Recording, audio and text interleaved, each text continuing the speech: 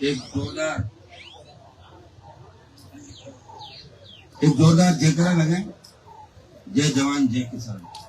जय जवान जय किसान। जय जवान जय किसान। आज जंतर मंतर पे पिछले 4 दिनों से देश ही नहीं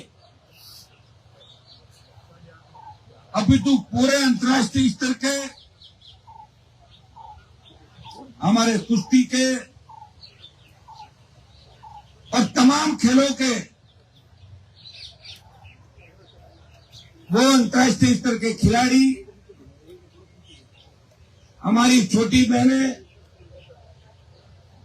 जिनके साथ सेल्फी लेने के लिए लोग लाइन पे लगे रहते थे, आज हिंदुस्तान के अंदर लोकतंत्र बचाने के लिए एक बाहुबली को सलाखों के पीछे कैसे डलवाया जाए, इसको लेकर 4 दिन से लगातार जंतर मंतर पे ऐतिहासिक आंदोलन कर रहे हैं।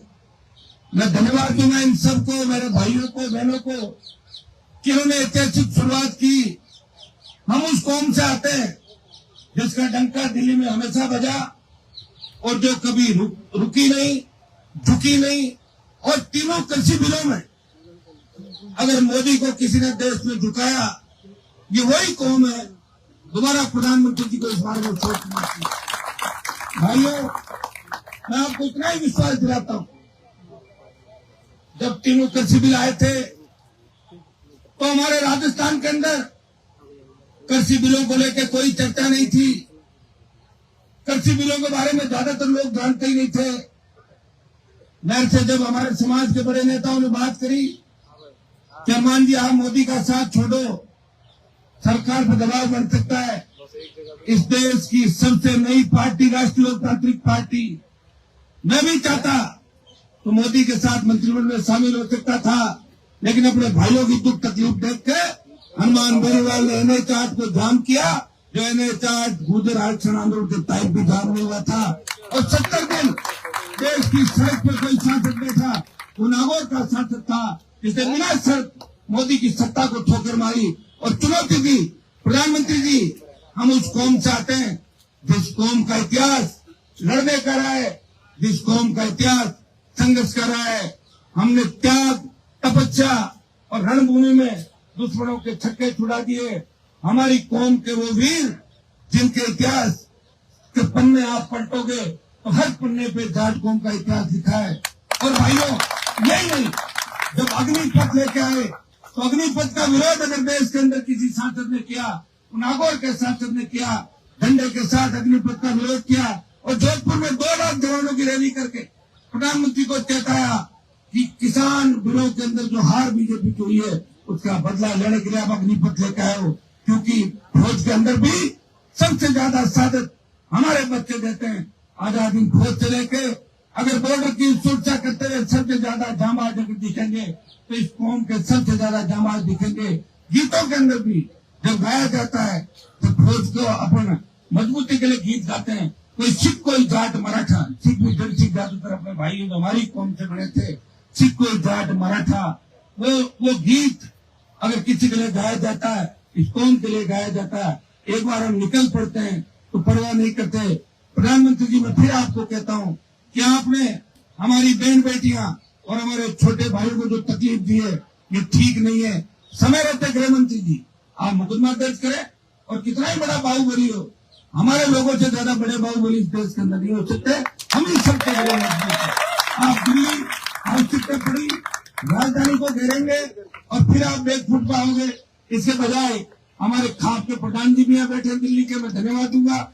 ये नौजवान है, उम्र में भी बहुत छोटे लग रहे हैं मुझे, और मैं पहले दिन से जो इन्होंने मदद की इनका धन्यवाद। इस तरह अगर हमारे 20 सांसद और 10 आपके पंजाब के आते हैं, अगर 30-35 एक साथ यहाँ आ गए तो 1 घंटे के अंदर सरकार झुक जाए। लेकिन दुर्भाग्य यही है कि हमारे लोग सत्ता का मोह छोड़ना नहीं चाहते।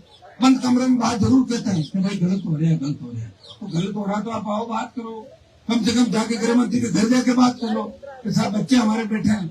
और पूरा विश्व थू थू कर रहा है कि हिंदुस्तान के अंदर जो गोल्ड लाके, तो किसान के बेटे खुद की तपस्या से, खुद के घर से मेहनत करके आगे बढ़ रहे हैं। आज उनको एक एफआईआर के लिए जंतर मंतर पे दूसरी बार धरना देना पड़ रहा। पहला जो धरना दिया था उसके अंदर आपके दिल्ली के एक मंत्री आते, समझौता होता है, और समझौता कहाँ होता है, क्या होता है, उसका क्या हुआ? शायद मंत्री जी का तो फोन नहीं लग रहा होगा, जो आए थे मुझे नहीं लगता वापस बात कर रहे होंगे।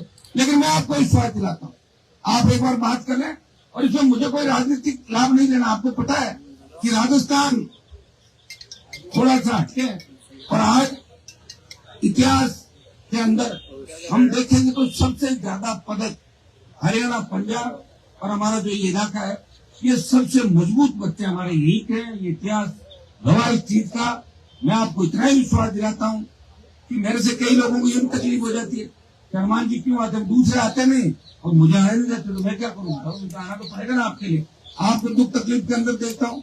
मैं तो लोकसभा के अंदर जाट आरक्षण आंदोलन के अंदर हमारे जो बच्चे हरियाणा के, उनका मामला भी कई बार उठाया, और 9 राज्यों का जो जाट आरक्षण दिल्ली के अंदर खत्म किया था, उसको भी पुनः चालू करने का आप रोज मेरे देखें कि कहीं न कहीं किसी न किसी रूप में मैं आपके लिए इस पार्लियामेंट के अंदर मजबूती से मदद भी करता हूँ। मुझे कोई देश की दिल्ली की राजनीति नहीं करनी। मैं राजस्थान में भी व्यवस्था परिवर्तन की लड़ाई लड़ रहा हूँ, और आपको विश्वास दिलाता हूँ कि राजस्थान में भारतीय जनता पार्टी के दांत खट्टे कर दूंगा। ये मैं विश्वास आपको दिला बता रहा हूँ। आपको भी आह्वान करूंगा कि राजस्थान का चुनाव हो तो आप लोग भी निकल पड़ना राजस्थान में अपने भाइयों की मदद करने के लिए, क्योंकि हरियाणा के अंदर जो जाट आरक्षण आंदोलन चला था, तो राजस्थान के उस समय विधायक था, मैं अकेला बहादुरगढ़ तक आया था, और राजस्थान में 300 जगह प्रदर्शन करा के संदेश दिया, प्रधानमंत्री जी ये अकेले नहीं है, हम भी इनके भाई हैं, ये पूरे देश के किसान इस कौम के साथ खड़े हैं, सारी ओबीसी हमारे साथ खड़ी है, अन्याय आप मत कीजिए। भाइयों, दुर्भाग्य इस बात का है कि हमारे लोग जो सत्ता के अंदर आ जाते हैं वो फिर हमें भूल जाते हैं, और जो सत्ता में नहीं आते हैं वो लड़ते रहते हैं। लड़ाई लंबी नहीं है पाते, इसलिए आज हमें सड़क पर बैठना पड़ रहा है। हमारे कौम के लोगों को अगर सड़क पर बैठना पड़े तो इससे ज्यादा क्या होगा बताइए? अगर हमारी जगह, मैं नाम नहीं लेना चाहता, 2-3 जातियां जो हो रहे, अगर वो जंतर मंतर पर बैठती तो 6 घंटे के अंदर गृह मंत्री खुद जाकर ये सारा काम करते हैं। लेकिन मैं आपको विश्वास दिलाता हूँ, आप लोग तय कर लें, प्रधान जी बैठे हैं, बजरंग जी बैठे हैं, हमारी छोटी बहन साथी और सारे लोग बैठे हैं, आप तय कर लें कि आपको हनुमान बेनीवाल से क्या मदद चाहिए, कौन सा हाईवे किस टाइम जाम करना है, और राजस्थान से कैसा तूफान चलाना है, वो मैं आज आपको इसमें आप देरी नहीं करें, ये काम आपका हो जाएगा। और हरियाणा और दिल्ली और यूपी की बात अपन सब कर ही लेंगे, लेकिन वहां से तूफान कैसे चलाना है, कैसे करना है, वो हम अच्छी तरीके से जानते हैं। और पार्लियामेंट का भी सेशन नहीं है, जब भी सेशन चलेगा निश्चित रूप से आपके लिए पूरी मजबूती से लड़ाई लड़ेंगे। हमेशा हमने चाहे कि हमारे जो ग्रामीण प्रतिभाएं उनको कैसे आगे लाए जाए, हमारे बच्चों को कैसे न्याय मिले, किस तरह उनका मान सम्मान देश के अंदर हो, और पूरा देश चाहता है। ये कोई जाति की लड़ाई नहीं है, ये कोई हरियाणा की लड़ाई नहीं। कह रहे हरियाणा का वर्चस्व तो हमेशा रहा, उसको कैसे कर सकते हो? महाभारत के अंदर भी आप देखिए, कुरुक्षेत्र से लेकर तमाम जो लड़े हरियाणा के अंदर हुई, पानीपत, कुरुक्षेत्र, तो हरियाणा तो इतिहास के अंदर बहुत आगे। अब कोई इसके अंदर ये सोचे कि क्षेत्र से राज्यों को लड़ा के कोई ऐसी बात करते, भारतीय जनता पार्टी के लोग कुछ भी कर सकते हैं, इनकी आदत रही है बांटो, लड़ाई कराओ, वापिस लाओ, ये काम करो।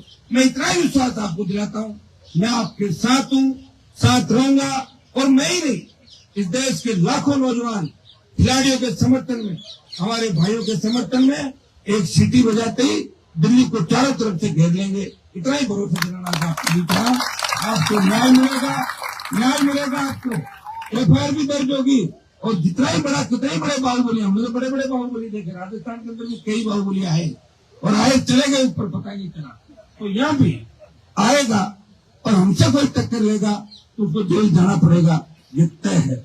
ये मैं निवेदन करना आज आपको दे दूँ। आप सबने जो बोलने का अवसर दिया, बहुत बहुत आपको धन्यवाद। 2 दिन पहले ही मैंने समर्थन दे दिया था, जैसे आपका टेलीफोन आया, लेकिन मेरी इच्छा थी कि मैं व्यक्तिगत रूप से आऊँ। नहीं तो कई लोग कह रहे थे कि आप तो सोशल मीडिया पर देखे साहब, मैंने कहा मैं तो सोशल मीडिया पर दूंगा, और जो मुझे लगेगा कि मेरी आवश्यकता मेरे छोटे भाई बहनों को है, उस समय हनुमान बेनीवाल आएगा, और अब दोबारा जब आएगा तो पूरी फौज के साथ आएगा। आप चिंता नहीं करें।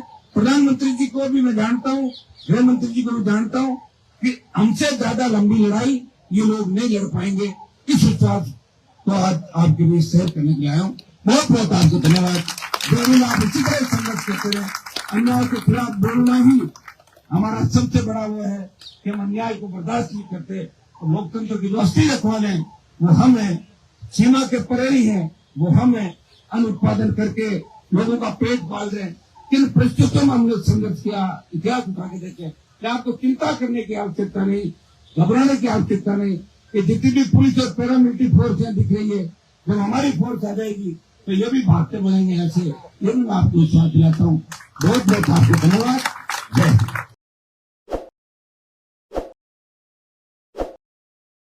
ताज़ा खबरों के लिए विजिट करें द फैक्ट इंडिया की वेबसाइट और डाउनलोड करें द फैक्ट इंडिया ऐप।